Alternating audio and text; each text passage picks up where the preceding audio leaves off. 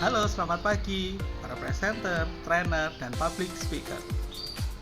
Dulu saya pernah ada sebuah pengalaman yang agak kurang nyaman, yaitu ketika di tahun sekitar 2013 lah, 2013 itu yang terjadi adalah nilai saya ketika training itu kan biasanya setelah training kita dibagikan untuk penilaian training. Jadi untuk penilaian trainernya gimana, makanan gimana, ruangan gimana, materi gimana. Nah, pada waktu itu nilai saya di bawah standar dari yang ditetapkan oleh perusahaan. Jadi target kami itu dalam 4 nilainya dari skala 5, artinya nilainya 80, dan nilai saya itu selalu 375, 390, 380. Artinya saya berada di bawah standar dari perusahaan pada waktu itu. Padahal pada waktu itu tim saya yang lain itu nilainya tinggi-tinggi, di atas 4 semua, 4,2, 4,3 gitu. Saya mikir, kenapa gitu? Padahal ketika saya menyampaikan informasi ataupun menyampaikan materi, sudah saya lakukan dengan sebaik mungkin. Ternyata ada satu hal yang kurang dari diri saya. Dan ketika saya melihat teman saya, tapi saya nggak bisa kayak mereka gitu. Terus apa yang saya lakukan? Yang saya lakukan adalah saya mempelajari stand up comedy. Menarik kan? Saya bingung, apa hubungannya sekarang stand up comedy dengan presentasi? Ternyata stand up comedy dan presentasi itu adalah dua hal yang sama, dan berbedanya adalah kalau presentasi dimulai dari sebuah ide, sedangkan stand up comedy dimulai dari sebuah keresahan yang dibawakan dengan sesuatu yang lucu. Nah, pada waktu itulah saya kemudian mempelajari apa sih stand up comedy, melihat orang stand up seperti apa, kemudian bagaimana cara membuat tulisan, bagaimana caranya untuk membuat punchline, bagaimana caranya membawakan komedi, bagaimana komedi yang patah dan lain sebagainya. Itu kemudian saya pelajari kayak gitu. Nah, kemudian saya masukkan ke dalam materi training. Sehingga ketika dalam training saya masukin tuh stand up comedy, materi-materi stand up comedy saya masukin ke dalamnya.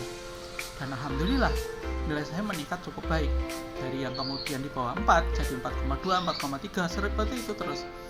Jadi ternyata memang dalam kita melakukan presentasi ataupun training itu kita tidak boleh stuck seperti itu aja. Kita harus mempelajari sesuatu yang sesuai dengan diri kita, ya. Karena belum tentu apa yang dilakukan sama teman kita bisa kita lakukan, atau belum tentu apa yang dilakukan sama teman kita baik dilakukan kita baik. Maka kita harus mencari tahu apa yang bisa kita lakukan untuk membuat kita jauh lebih baik lagi.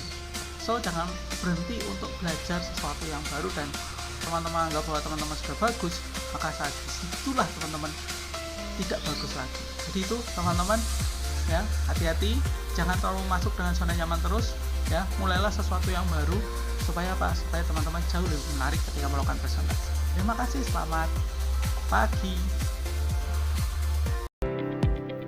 3 cara menjawab pertanyaan ketika training ataupun presentasi.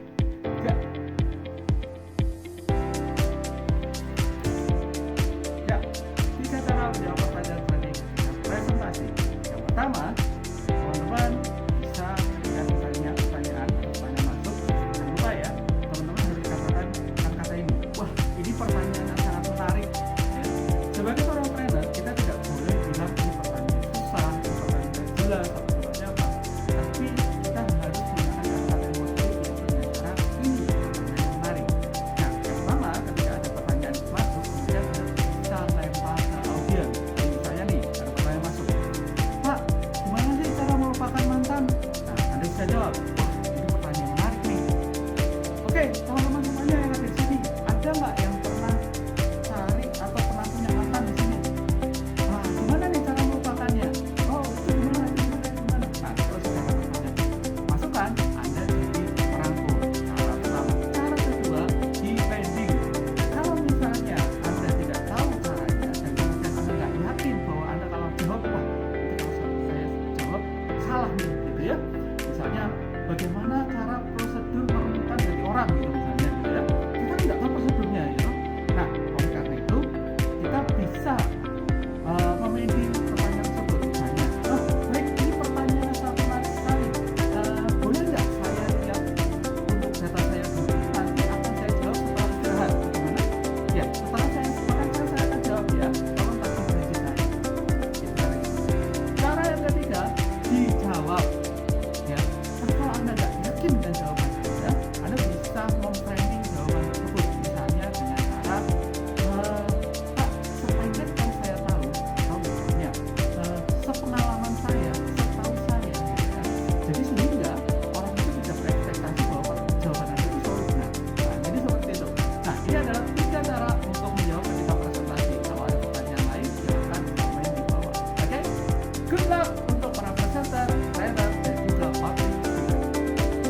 keuntungan kalau kita menggunakan activity sebagai alat untuk memasukkan materi ke dalam presentasi kita. Yang jelas, ketika kita melakukan activity, maka orang-orang yang kinestetik itu bisa belajar lebih cepat dan lebih baik. Dan apa yang harus kita lakukan setelah melakukan activity? Nah, ini juga penting. Salah satunya adalah debrief. Debrief adalah mengambil nilai atau value dari training yang sudah dilakukan. Jadi, jangan sampai activity Anda terbuang sia-sia tanpa nilai apapun. Halo teman-teman, selamat sore. Ya, kali ini seperti janji saya kemarin, kita akan membahas tentang bagaimana cara melakukan debrief. Debrief adalah menarik value atau makna dalam sebuah activity. Nah, teman-teman sekalian, ada 5 cara untuk menarik debrief. Jadi, tahap-tahapnya itu ada 5. Yang pertama, tentukan value yang akan Anda tarik dari sebuah permainan. Misalnya nih, Anda mau tarik value tentang layanan, atau mau tarik value tentang leadership, atau mau tarik value tentang kecepatan, atau mau tarik value tentang percaya diri dan lain sebagainya. Nah, atau pencapaian target gitu ya, itu silakan. Jadi pastikan Anda sudah tentukan dulu satu value yang akan Anda tarik. Kemudian yang kedua adalah teman-teman pilih activity, game, atau apapun yang berhubungan dengan value tersebut. Jadi pilih nih, harus dipilih dengan baik. Jangan sampai sudah gamenya jalan kita nggak bisa narik value-nya. Nah, yang ketiga, lakukan eksekusi game dengan baik. Jangan sampai luput, jangan sampai peralatannya kurang, pokoknya harus perfect.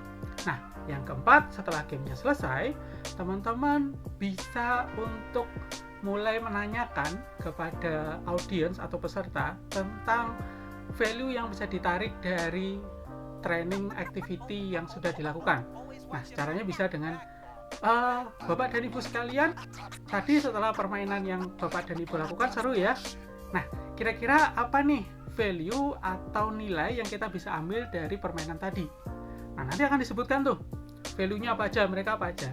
Nah, yang kelima, ketika teman-teman sudah menemukan salah satu peserta yang mengatakan value-nya sesuai dengan apa yang kita inginkan, misalnya value-nya kepercayaan diri gitu ya, Anda langsung gali value tersebut. Jadi tunjuk ke orangnya, wah kepercayaan diri, wah ini menarik nih kepercayaan diri. Maksudnya kepercayaan diri gimana ya di game tersebut? Nah, tanyakan seperti itu. Nah, dia akan jelaskan. Setelah menjelaskan, ingat, kembalikan ke materi lagi. Nah, teman-teman, tadi itu kepercayaan diri. Kira-kira nih, bagi teman-teman, kalau di perusahaan kita, apa yang kita bisa lakukan hubungannya dengan kepercayaan diri, sama seperti tadi. Nah, jadi itu teman-teman.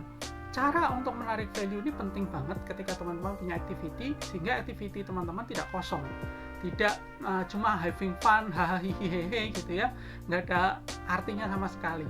Nah, itulah teman-teman 5 langkah untuk melakukan debrief. Nah, selamat mencoba bagi para trainer, presenter, dan juga public speaker. Ya, sampai ketemu di tips and trick berikutnya. Ciao!